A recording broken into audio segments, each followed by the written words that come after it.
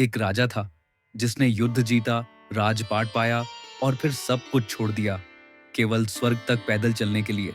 लेकिन सवाल यह है, कोई स्वर्ग क्यों जाता है? और क्या कोई सच में वहां पहुंचा? यह कहानी है उस अंतिम यात्रा की जहां शरीर पीछे छूटते गए और आत्मा स्वर्ग की ओर बढ़ती रही। कुरुक्षेत्र की रणभूमि अब शांत थी। वो भूमि जहां कभी अस्त्र शस्त्र की गर्जना गूंजती थी, आज वहां सिर्फ रेत उड़ रही थी और हड्डियां दबी पड़ी थीं। धर्म की विजय हुई थी, पर एक भारी कीमत चुकाकर। पांचों पांडवों ने युद्ध तो जीत लिया, पर उनके अपने कहां थे? गांधारी के श्राप से उनका वंश समाप्त प्राय हो चुका था। द्रौपदी एक रानी होते हुए भी जीवन भर केवल पीड़ा की प्रतीक बनी रही। और तब अर्जुन ने अपना गांडीव रखा, भीम ने अपनी गदा त्यागी और युधिष्ठिर ने अपना सिंहासन छोड़ दिया। राजपाट का मोह अब अर्थहीन लगने लगा था। पांडवों ने परित्याग का मार्ग चुना।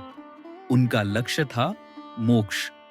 उन्होंने राजा परीक्षित को गद्दी सौंप दी, प्रजा को आशीर्वाद दिया और निकल पड़े उस यात्रा पर जहां से लौटना नहीं होता। उनके साथ थी केवल द्रौपदी और एक कुत्ता, एक सामान्य सा कुत्ता जो चुपचाप उनके पीछे पीछे चलता रहा। हस्तिनापुर को पीछे छोड़ते हुए उन्होंने उत्तर की ओर प्रस्थान किया, हिमालय की ओर। पथ कठिन था, घने जंगल, तीव्र नदियां, बर्फीले पहाड़। कई जगहों पर उन्हें गांवों से गुजरना पड़ा जहां लोग उन्हें नमस्कार करते और उनकी आंखों में प्रश्न होता, स्वर्ग की ओर क्यों? लेकिन पांडव मौन रहे। यह यात्रा केवल शरीर की नहीं थी, यह यात्रा आत्मा की थी। स्वर्ग से पहले आत्मा को शुद्ध करना आवश्यक था, और अब इस यात्रा में एक एक करके सब अपने कर्मों के कारण अलग होंगे, क्योंकि यह सिर्फ एक चढ़ाई नहीं बल्कि आत्ममंथन था। पहली गिरने वाली थी द्रौपदी। बर्फ की ढलान पर अचानक वह लड़खड़ाई और गिर गईं। भीम ने पूछा, भाई द्रौपदी क्यों गिरी? युधिष्ठिर ने उत्तर दिया, क्योंकि वह पांचों में सबसे अधिक अर्जुन से प्रेम करती थी। यह पक्षपात था। यात्रा जारी रही। फिर सहदेव गिरे, वह अपने ज्ञान पर अभिमान करता था। फिर नकुल, वह अपने रूप पर घमंड करता था। फिर अर्जुन, क्योंकि उसने कहा था कि वह एक दिन में सबको मार सकता है, पर कर न सका। भीम ने पूछा, भाई मैं भी गिरूंगा क्या? युधिष्ठिर बोले, तुमने धर्म के लिए युद्ध लड़ा, लेकिन खाने और बल पर तुम्हें अभिमान था। कुछ दूर चलने के बाद भीम भी गिर पड़े। अब इस अंतिम यात्रा में एक एक करके सब अपने कर्मों के कारण गिर चुके थे, और अब सिर्फ युधिष्ठिर बचे थे, क्योंकि उन्होंने जीवन भर ना कभी किसी से छल किया, ना मोह में बंधे, ना लोभ उन्हें छू सका, और ना ही उन्होंने कभी धर्म से मुंह मोड़ा। उनके लिए यह यात्रा सिर्फ शरीर की नहीं, आत्मा की भी थी। और अब अंतिम परीक्षा बाकी थी। स्वर्ग द्वार के पास इंद्र का रथ आ खड़ा हुआ। इंद्र ने युधिष्ठिर से कहा, हे धर्मपुत्र, तुम्हारे भाइयों ने अपने अपने पापों के कारण स्वर्ग का मार्ग खो दिया, लेकिन तुम अकेले योग्य हो।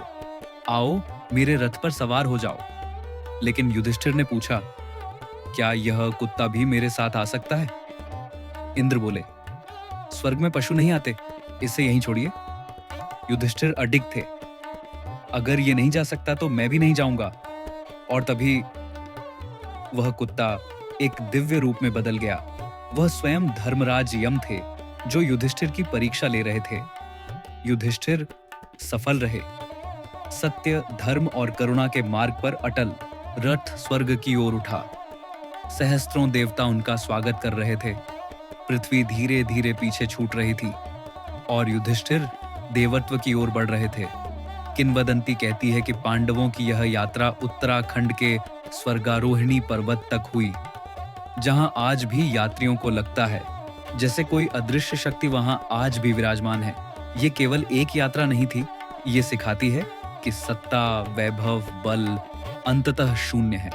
सच्ची जीत आत्मा की होती है। सच्चा वीर वह है जो मोह त्याग कर धर्म के पथ पर चलता है। 5 पांडव, 5 इंद्रियां, द्रौपदी मन और युधिष्ठिर आत्मा। जब तक इंद्रियों और मन गिरते नहीं, आत्मा मोक्ष को नहीं छू सकती। आज भी उत्तराखंड में लोग स्वर्गारोहिणी यात्रा पर जाते हैं, शायद युधिष्ठिर के पद चिन्हों पर चलने की कोशिश में। तो ये थी कथा धर्म और सत्य की उस अंतिम यात्रा की, जहां हर कदम इंसान के भीतर छिपे देवत्व की ओर ले जाता है। क्या हम भी उस मार्ग पर चल पाएंगे? ये फैसला तुम्हारे हाथों में है। फिर मिलेंगे ऐसी ही एक और अद्भुत कथा के साथ। जय शिव शंभू।